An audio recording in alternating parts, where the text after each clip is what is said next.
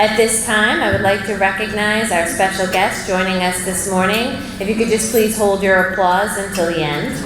I am pleased to welcome Vice Chair of the Quincy School Committee, Tina Cahill. Any other members of the Quincy School Committee? I know if they're not here, they definitely send their appreciation for all of the student leaders here today. Superintendent of Schools, Kevin Mulvey. Quincy Public Schools Director of Athletics, Kevin Mahoney. Coordinator of the Quincy School Community Partnership, Janice Erler. Principal of North Quincy High School, Dan Gilbert. Principal of Quincy High School, Keith Ford. Members of the Superintendent's Leadership Team. President and CEO of Colonial Federal Savings Bank and this morning's keynote speaker, Michael McFarland. Positive Coaching Alliance presenters, Ian Martin, Randy Nathan, and Dave Allen. And last but certainly not least, I welcome our student leaders who were invited this morning because of their leadership role and qualities displayed in their respective high schools. I ask that all of our student leaders please stand and be recognized.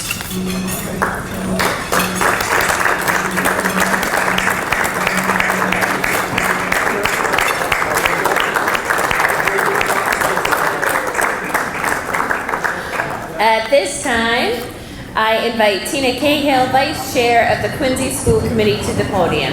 Thank you. Good morning. I'd like to say good morning and thank you for inviting me here today.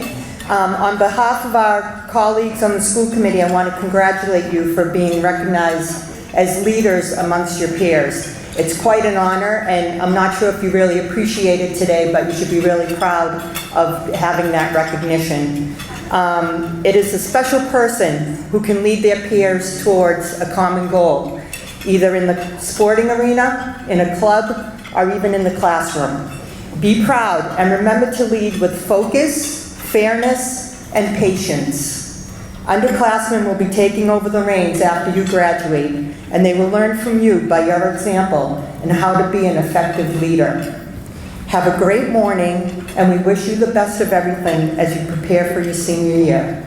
It's a pleasure to be here this morning to welcome Vice Chair Cahill, Assistant Superintendent Dr. Perkins, high school principals, members of the Superintendent's Leadership Team, of course our student leaders and special guests of the Quincy Public Schools Leadership Summit.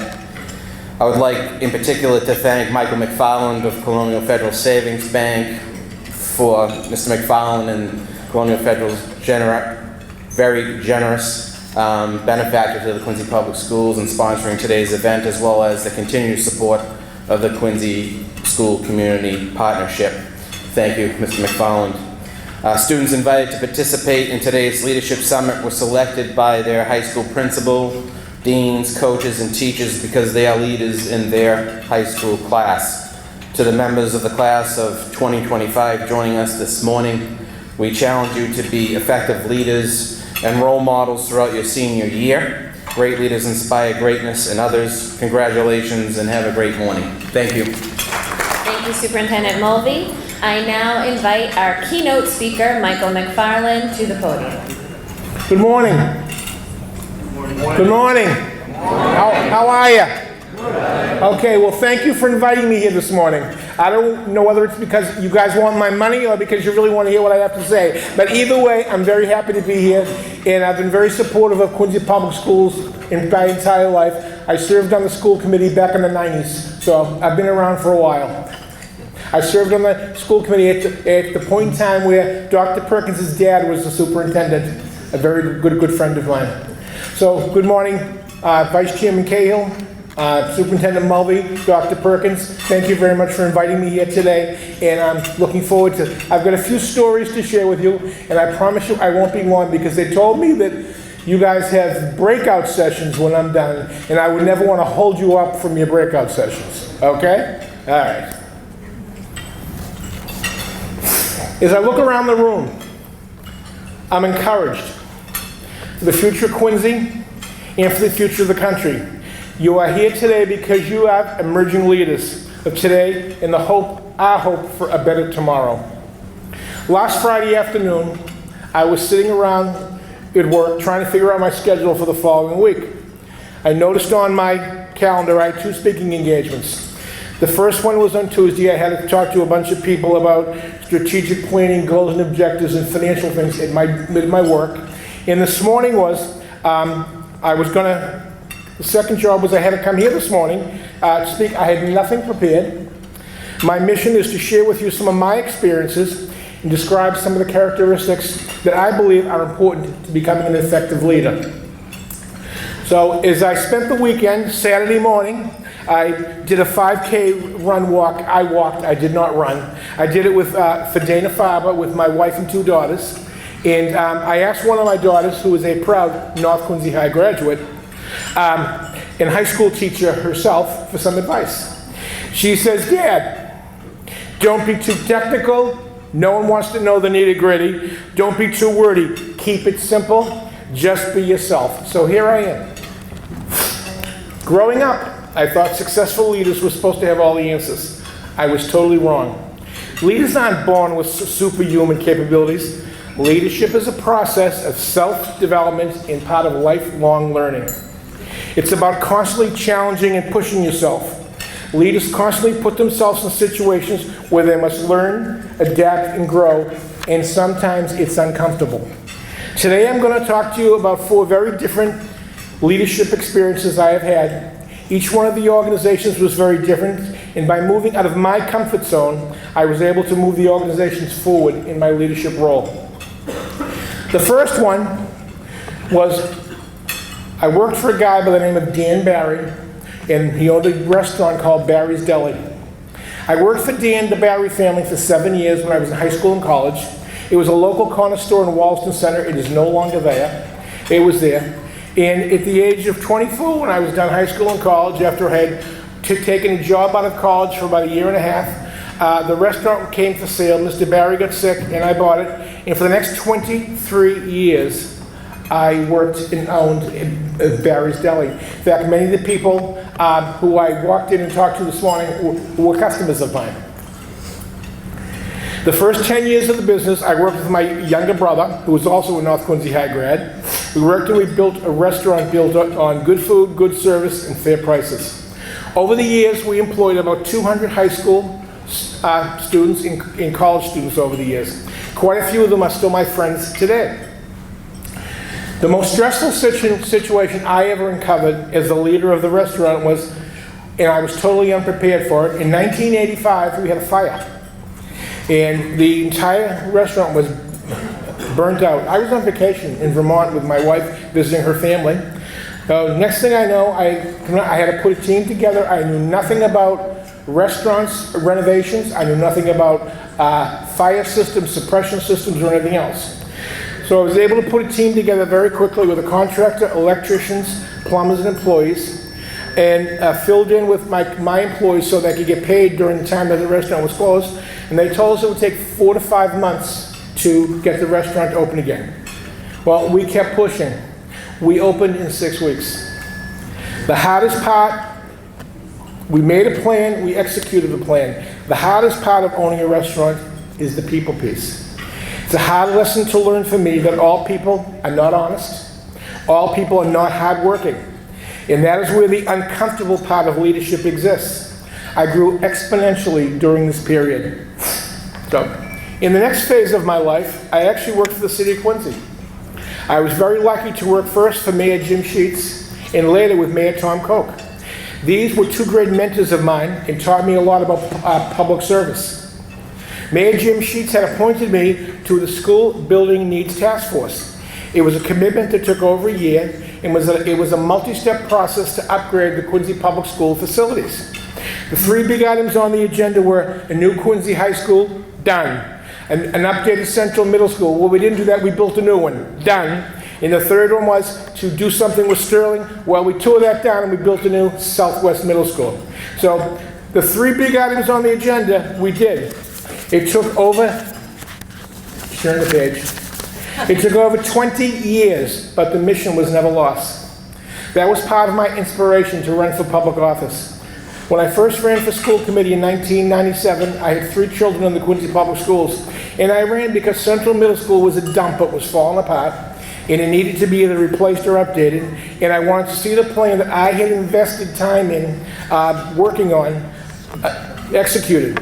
Little did I know that by the time it was done, all 3 of my children will have graduated from Central, moved on and graduated from high school, and 2 of them had already graduated from college, but it was done. With the task force jobs done, it was now up to with the task force when they were finished, it was up then to the elected officials to get the job done. So I was very happy to be involved in the funding package, oversee the construction, and I'm very happy to report that I attended the opening of all 3 schools, something I'm very proud of. The next phase of my life, I sold the deli. I didn't have a job, I needed a job. So the next thing I know, there was a job opening for a business manager at the Norfolk County Agricultural High School. A former Quincy Public Schools Director of Occupational Education, Dr. Angela Avery, a friend of mine for many, many years, and Gail Murphy, a former guidance counselor at Quincy High School, called me on the phone and said, "Are you interested in coming out here?" So I went out, I interviewed, and they introduced me to a gentleman by the name of Mr. Harold Cohen, a mentor in my life. Harold was the chairman of the board of the Norfolk County Agricultural High School Board of Directors, which is their school committee, very similar to the Quincy School Committee. And Harold interviewed me for the job and he says, "I don't know, kid, you're from Quincy. I don't think we should hire you." Well, they hired me. So Dr. Avery, the superintendent, gave me my first project. My first project was they wanted to build a new school and renovate some older facilities. I said, "Oh, I've got experience in this. I should be able to handle this." So I had to build a new animal science building, which I knew nothing about animals. I don't even have a dog or a cat. And I also had to build a horse barn. I don't even like horses. But that was my job. I did it. Armed with the skills I had learned at the city of Quincy and at Barry's, I assembled a team and put the project together. Dr. Avery retired, and Mr. Cohen appointed me to be the superintendent. First of all, I'm not an educator. Second of all, I know nothing about construction. But they saw something in me that I didn't see, and I had some great mentors over the years, so I became the superintendent of the Norfolk County Agricultural High School in Walpole, where I stayed. I was there for a total of about 10 years. During that time, I put together a terrific team of educators, plant facilities professionals, government finance folks, and students to remake the entire campus. The project took almost 8 years. Enrollment grew from 450 students to 600, which in the terms of Quincy is not much, but for the Norfolk Aggie, it's pretty good size when the project was completed. Job done, it was time for me to move on. It was time for me to retire. So a few years later, I retired from education. Lo and behold, in my private life, I had always been a member of the board of directors at Colonial Federal Savings Bank. I had been appointed to the board there when I still owned the deli, which was right around the corner from the bank. The president there was a gentleman by the name of Bob Guarneri, whose daughter played soccer at North Quincy High School, and asked me if I would, since I was retiring, if I wanted to be the interim president until I found somebody. Well, 12 years later, I'm still there. I'm enjoying it as much today as I did then. I was not a banker, but I surrounded myself with bankers, finance people, investment people, customer service people, and retail professionals. As a team, we make it work every day and move the organization forward. Leadership is all about the people you attract and the people you choose to work with. The people part is always the most challenging. Leadership and attitude start at the top and trickle down. So, those are my business experiences. A couple leadership experiences I had in the private sector. I was the vice chairman of the Quincy School Committee, Mrs. Cahill's job. I was the president of the Quincy City Council. And how I got started was I was the co-chair of the Wallaston School Council with Dr. Betty Bostrom. I was president of the Quincy Rotary Club, chairman of the board of the Eventide Nursing Home in Quincy. We built a new facility in Weymouth. And also, I was chairman of the Christmas Festival Committee in Quincy for a number of years. So I just gave you 4 different examples of organizations I've either led or had a leadership role in. The skills required to be a successful leader are really quite simple. They're not very complicated. Some people are very smart, some people are very talented. Some people just know how to bring other people together and get the job done. Well, since I'm not very smart or talented, I fall into the third category. I'm great at bringing people together. And I learned that skill in high school at the park when you get people together to go out for Friday night. I was very good at that. The first and most important quality of a good leader is to be comfortable with yourself. Be genuine. Be authentic. Competence is not enough. People need to trust you, and they need to trust your character if they're going to connect with you. Otherwise, they will not be willing to take risks with you. They will not be willing to, tear down that wall with you. Trust your gut. Leaders lead, but your team members or club members get the job done. Remember, people like to be asked to help. They don't like to be told to help. You are a member of a team, but you are the leader. Try to stay focused on the task at hand. It's okay to make mistakes. No one is ever always right. Don't be afraid to ask questions, however naive they are. Don't dwell on the negative. Stay positive.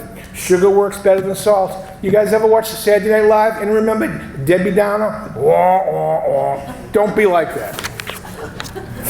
You must rely on the facts. You must trust your sources. Data doesn't fall from the sky. It's created by people. As the leader, you need to drive the data and be able to analyze it for the good of the team or the group. It's always important to look at potential bias or trends.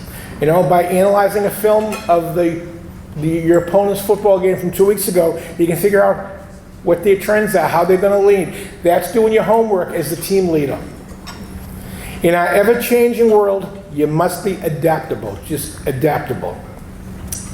Sometimes leaders need to be creative, promote different points of view. Don't be afraid. Where are we? Don't be a my way or the highway kind of person. This shows that your team members that you are listening and you're trying to understand their perspective, even if you don't agree with them. You got to be comfortable with ambiguity. There are always conflicts rolling around you. Sometimes things don't move in a straight line, but a very circuitous route or in a circle. Don't let the what ifs and the so whats kill you. As a leader, try to stay focused on the plan. What's the mission? What's the plan? You need to understand and connect with others at an emotional level. You must learn to foster relationships, build trust, and actively engage with your team members. Your goal is to build understanding and connections, which create conditions for your mutual success. Above all, don't burn bridges. A good team leader builds relationships that last a lifetime. These relationships will open up many opportunities for you as you go forward in life. As I talked to you at the beginning, my first job was in high school working at Barry's Deli. Those people and those connections I made 50 years ago are what have got me through the next 50 years. Yeah, very fortunate. A few simple things to remember. Be comfortable with yourself. Stay positive. Be kind and courteous. And have fun. Life is meant to be enjoyed. You've been a great audience, and I wish you great success as you finish your high school careers. I've been very fortunate to live, work, and play in the city of Quincy. Thank you for allowing me to share some thoughts and experiences with you. Good luck and have a great summer and a very successful senior year. Thank you.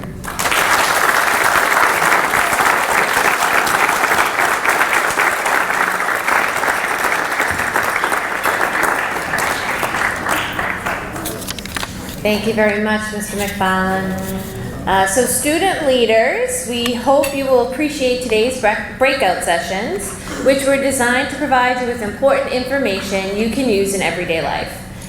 Once you are finished with your breakfast at this time, please find the breakout session schedule on the back of today's program.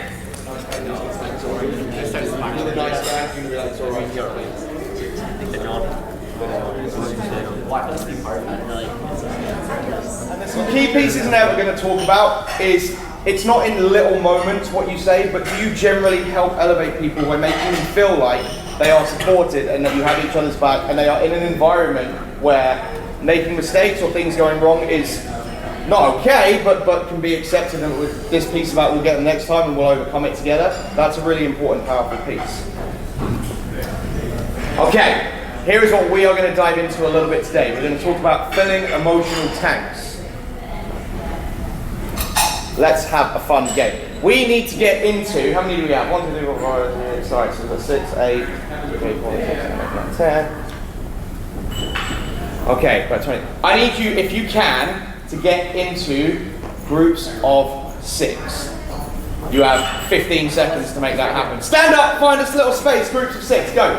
15, 14, 13, 12, make it happen, let's go. Your name? Nick. Starting with Nick, we're going to go down the line diagonally, and you're going to shout out the numbers 1 to 7. You're going to shout 1, 2, 3, 4, 5, 6, 7. That's it. Ready? It's going to be the worst demonstration ever. Good, go! 1, 2, 3, 4, 5, 6, 7. Easiest game in the world, yes? When you finish the game, this is where it gets fun and we see if we can figure things out. You're going to come, run round this end. Who was number 7? Run round this end.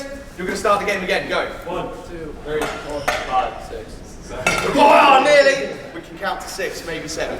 That's the game! You have 30 seconds to practice and I'm going to make it more fun. If you're in a group of 4, you're going to have lots of goes because you've only got to do 4. Ready? Set yourselves up! 30 seconds, practice, best team wins. 1, 2, 3, 4, 6, 7, 8. Who messed up 1? You got to get 1 right. Good, easy. Jenna, we figured the group of 4. Who did we come up with? Okay. I'm trying my hardest to jump on the pack. Okay, so this is an interesting piece, right? The first thing that comes to mind with Tom Brady is because he was the best at start, the best at whatever the task is. Sports is a good example. Quite often, captain. Better students. Better students. 2 claps. 2 claps. Better students. Very nice. What's the difference between bullying and hazing? I'm getting my koosh ball out. It's gonna come out. Sorry. It's coming out. Koosh ball, where are you? Koosh ball. Ah, there it is. Please catch. Bullying's like this, like. Thank you so much for volunteering. Yes. Bullying's like repeated towards the same person using kind of different people on different occasions. All right, so bullying silence is the same person. Hazing can be various different people. Who agrees with that differentiation between bullying and hazing? You throw the push ball to somebody else. You're the push controller. Good throw. Catch, please. Very nice. Hazing, I feel like it's because they fall under like underclassmen because they fall into groups. It doesn't really matter. Bullying started towards one person. Okay, so bullying started with one person. It could be anybody. Hazing is a specific population. No, other way around. Wait, yeah, never mind. You're right. All right, there you go. Catch. Hazing is part of a group. Bullying can just be one person onto one person, right? So it can be, say, what do they have in common? They both have the concept of imbalance of power. Would you agree? That bullying is imbalance of power for the person with bullying behavior towards a target. Hazing is, so it's an imbalance of power. So how do you think you deal with bullying behavior? Is you do what? You balance the power, right? Hazing, what do? You balance the power. Here's the problem. Most individuals do not stand up towards bullies or people who haze. Why? They're scared, right? They're very scared. So the biggest difference is bullying is about exclusion. I don't like you, you look funny, glasses, hair, smell, whatever it might be, whatever the categories are, no end in sight.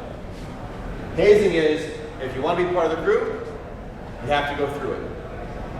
Which one do you think is a much more powerful experience, being the individuals being targeted to say no to? Hazing. Because why? Because you want to be part of it. You want to be accepted. And so you go through it because I just want to be accepted. It's a crazy way to think about how we have friends, right? So it's negative. Most importantly, it's embarrassing, uncomfortable, and degrading. But yet, 1 out of 2 college students experiences hazing in high school. Which means you're conditioned to allow yourself to be embarrassed, allow yourself to degrade yourself, only because you want to fit in. And you're thinking, well, it's not so bad, it's just JK, there's some funny things that we do, things of that nature, right? I want you to take a moment, talk to your neighbors, what are some current traditions you have in your club, in your program, that are part of your culture that might be considered hazy? Might be. All right, so find a new neighbor real quickly and talk about some traditions that might be going on that might be considered hazy. You're going to yell at them, they didn't do a good job. You're not doing it right. Come on, freshman. Or carrying the gear, they come over and they knock them over, tap them, and all the gear was flying out. Loser freshman. Does that change the dynamics? Empathy important. Once again, if you are in an empathetic environment, if you have people around you that are empathetic, are listening to you and supporting you, your mental health will be better, right? You'll actually have better learning environments, so you guys are in school, right? So if you can help your classmates listening to them and helping them kind of understand your situation, they're going to be in a better learning environment, okay? And then last, just performance is going to go up, right? So if you're an athlete, if you're an actor, performer, musician, performances go up, right? So if you're walking into your performance space, whether it's an athletic field or the concert hall or the theater, and you see one of your friends with their head down, they're probably not going to have a really good performance there, right? So you have what's called an emotional tank. You mentioned this before. Your emotional tank is going to go up and down. It's going to go up and down based on your experiences that day, that moment, right? And so you could go into a classroom and be like, woo, I'm super excited, until you get that test back and it says a C on it. And then you're no longer excited, right? So your emotional tank can go down. Where you found out, hey, I just got a scholarship, or hey, I just got into the school of my dreams, I want to go there, right? Emotional tank fills. So just like that, with all of the people you're working with, right, that are in your groups, they're going to have this emotional tank. It's going to be full, half full, empty. It's going to go up and down, right? If you've ever seen a game, an athletic competition, a team's way down at halftime, and then all of a sudden they're starting to score, right? Their emotional tank starts to get bigger. That's those swings, right? All of a sudden, oh, there's this big swing in the game. Well, that's because they're starting to fill their emotional tank in a small way. Okay? So how can we start to do this, right? That's what we want to do, okay? So an empathetic environment makes people feel, okay, safe, seen, heard, okay, and valued. Right? I want to know what's going on. Can I help you? How can I help you? Right? And by simply doing those kinds of simple things, I feel safe, I feel seen, heard, and valued. Right? Instead of, they're having a bad day, let's leave them alone. Or they're not quite like us, let's leave them out. Okay? Then they're not going to feel safe, they're not going to feel seen or heard. Right? And so they're not going to be valued, and they're not going to partake of whatever activities you're